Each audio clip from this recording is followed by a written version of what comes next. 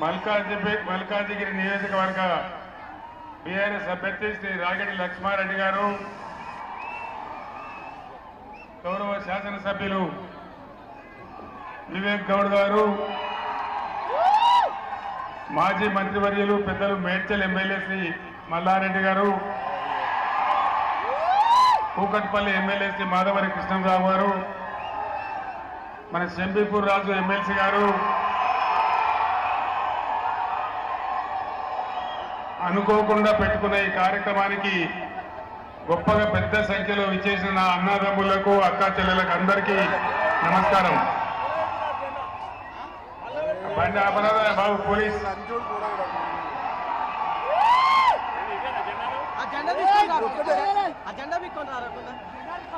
ఈరోజు జరిగే ఈ పార్లమెంట్ ఎన్నికలలో నేను మీ అందరిని ఒక్కటే మాట కోరుతా ఉన్నా. మీరు పట్టణ ప్రాంత వాసులు, హైదరాబాద్ నగరానికి చాలా సమీపంలో ఉంటారు. రాజకీయ చైతన్యం మీలో ఎక్కువ. 4-5 నెలల్లోనే ఈ రాష్ట్రంలో పరిస్థితులు ఎంత తారుమారైనాయో మీకు తెలుసు. అదేవిధంగా మనతో పోటీలో 2 పార్టీలు ఉన్నాయి. నరేంద్ర మోడీ బీజేపీ, రెండవది కాంగ్రెస్ పార్టీ. భారతీయ జనతా పార్టీ అధికారంలోకి వచ్చి ఈ దేశంలో 10 సంవత్సరాలు గడుస్తా ఉంది. 150 నినాదాలు ఇచ్చినాడు నరేంద్ర మోడీ. 150. సబ్కా సాత్ సబ్కా వికాస్ ఏమన్నా అయ్యిందా? ఏం జరగలేదా? నరేంద్ర మోడీ చెప్పిండు ఆ రోజు, బీజేపీని గెలిపిస్తే విదేశాలలో ఉన్న నల్లధనం తెచ్చి ప్రతి ఇంటికి 15 లక్షలు ఇస్తామన్నారు. వచ్చినాయా? ఏం మీకు వచ్చినాయట కదా 30 లక్షలు? లేదు 30 వచ్చినాయట. రాలేదా? ఈటల రాజేందర్ చెప్తుండా? రాలేదా?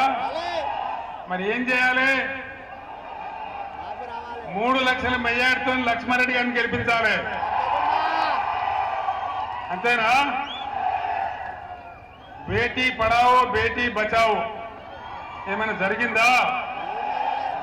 వికసిత్ భారత్ ఏమైనా జరిగిందా? అమృత్ కాల్ వచ్చిందా? వచ్చే దీన్ని వచ్చినాయా? అంటే అంత వట్టి ట్రాషే, ఏమి లేదు. రూపాయి విలువ డాలర్ వ్యతిరేకంగా చూస్తే 84 రూపాయలకు పడిపోయింది. చాలా భయంకరంగా దెబ్బతిన్నది. ఎక్స్పోర్ట్స్ బంద్ అయిపోయినాయి, ఇంపోర్ట్స్ పెరిగినాయి, దేశం యొక్క విదేశీ మారక నిల్వలు పడిపోయినాయి. అంతర్జాతీయంగా దేశం ప్రతిష్ట మంట కలిసిపోతా ఉంది మోడీ హయాంలో. మొన్న అరవింద్ కేజ్రీవాల్ ను, కవితను అరెస్ట్ చేస్తే అమెరికా దేశం కూడా తమ నిరసన వ్యక్తం చేసింది. అంతర్జాతీయంగా విశ్వగురువు అని ప్రచారం చేసే మోదీ విశ్వం మొత్తం మీద దేశ ప్రతిష్టను మంటగలుపుతా ఉన్నాడు. వాళ్ళు చేసేది ఏం లేదు, అంత వాటి ట్రాషే తప్ప బీజేపీ వల్ల ఒరిగేదేం లేదు, జరిగేదేం లేదు. పైగా మోడీ మనకు మోసం చేసినాడు. హైదరాబాద్ నగరంలో బీఆర్ఎస్ ప్రభుత్వ హయాంలో ఐటీ రంగాన్ని ఎంత అభివృద్ధి చేసినామో మీకు తెలుసు. ITIR, information technology investment reason మన హైదరాబాద్ ఉండే, చట్టం ప్రకారం ఉండే, దాన్ని కూడా తీసేసినాడు. అదేవిధంగా పర్లేదా, ఐటీఐఆర్ తీసుకొని పోయినాడు. తెలంగాణకు వచ్చిన 7 మండలాలు మనకు 400 మెగావాట్ల పవర్ ఇచ్చేటువంటి సీలేరు పవర్ ప్రాజెక్టు తీసుకెళ్లిపోయి ఆంధ్రాకి అప్పచెప్పినాడు. మళ్ళా ఇప్పుడు ఏమంటున్నాడు, మీ గోదావరి జలాలు, మీ కృష్ణా జలాలు తీసుకుపోయి తమిళనాడు, కర్ణాటక ఇస్తా అంటున్నాడు. ఒప్పుకుందామా? యుద్ధం చేద్దామా? యుద్ధం చేయాలంటే మన కృష్ణాకి, మన గోదావరి మనకే దక్కాలంటే మరి లక్ష్మణ లాంటి వీరులు గెలిస్తేనే పార్లమెంట్లో రేపు గొంతు పట్టుకుంటారు. ఇంకో పార్టీ కాంగ్రెస్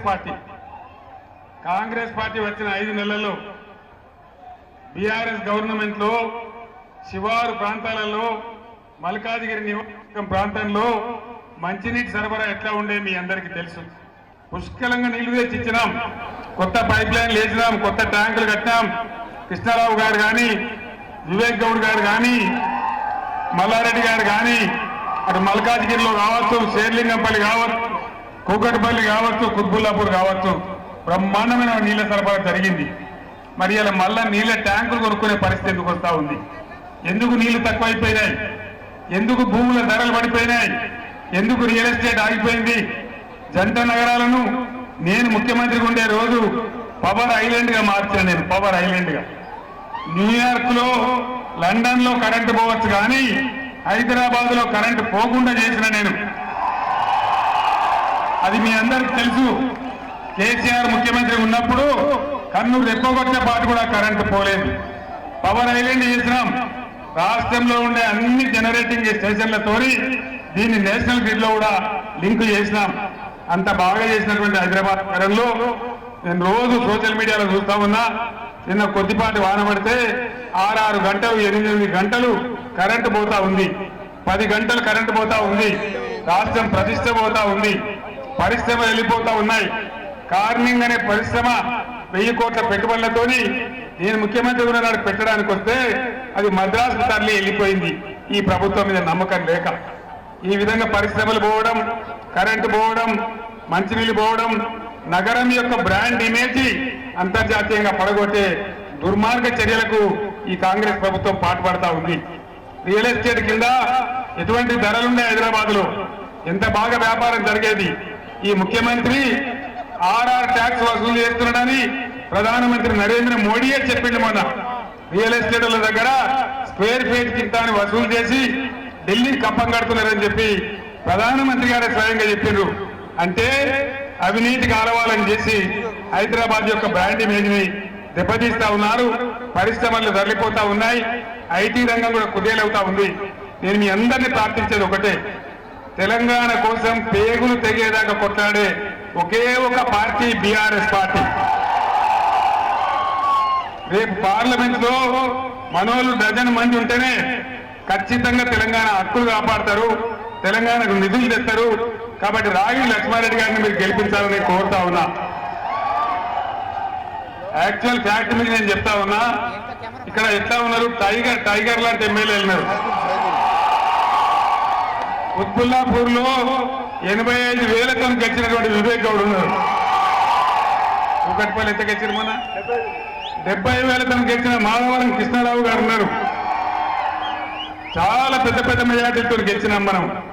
ఆల్రెడీ అసెంబ్లీ ఎన్నికల ప్రకారం చూస్తే మనకు దాదాపు 4 లక్షల ఓట్ల మెజార్టీ ఉంది.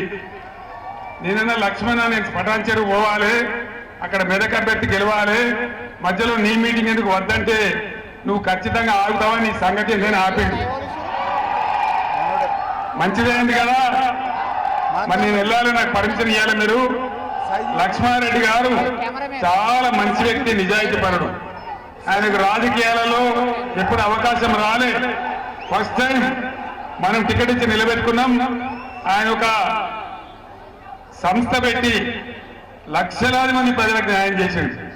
వాటర్ ట్యాంకర్లు పెట్టి ప్రజలకు నీళ్లు సప్లై చేసిండు. పేదింటి బిడ్డల పెళ్లిళ్ళు చేసిండు. లక్ష్మణ అంటే నేను ఉన్నాని కదిలి వచ్చే మనిషి మన రాగిడి లక్ష్మారెడ్డి గారు. సభ్యత సంస్కారం ఉన్న వ్యక్తి. కాబట్టి దయచేసి నా మాటను గౌరవించి రాగిడి లక్ష్మారెడ్డి గారిని, ఆల్రెడీ గెలిచిపోయింది, తేలిపోయింది ఎలక్షన్. వరుస బట్టి అన్ని మనమే గెలుస్తా ఉన్నాం. చేవేళ్ళ గెలుస్తున్నాం. సికింద్రాబాద్ పద్మారావు బ్రహ్మాండం గెలుస్తున్నాడు. మల్కాజ్గిరి లక్ష్మారెడ్డి గారు గెలుస్తున్నారు. మెదక్ లో వెంకటరామరెడ్డి గెలుస్తున్నారు. డజన్ పైచలకు సీట్లు బీఆర్ఎస్ గెలుస్తా ఉంది. కాంగ్రెస్ చేసిన మోసం ప్రజలకు అర్థమైంది. కాబట్టి మనకు ఎటువంటి అనుమానం లేదు. లక్ష్మారెడ్డి గారిని భారీ మెజార్టీతో గెలిపించాలని, ఇంకో 5-6 రోజులు కార్యకర్తల నాయకులు అందరూ కష్టపడాలని మీ అందరినీ కోరుతూ, అనుకోకుండా పెట్టిన మీటింగ్ కు ఇంత భారీ సంఖ్యలో నాకు స్వాగతం తెలిపినందుకు మీ అందరికీ కూడా పేరు పేరున ధన్యవాదాలు తెలియజేస్తూ నేను సెలవు తీసుకున్నా ఉన్నా. జై తెలంగాణ, జై తెలంగాణ. కారు గుర్తుకే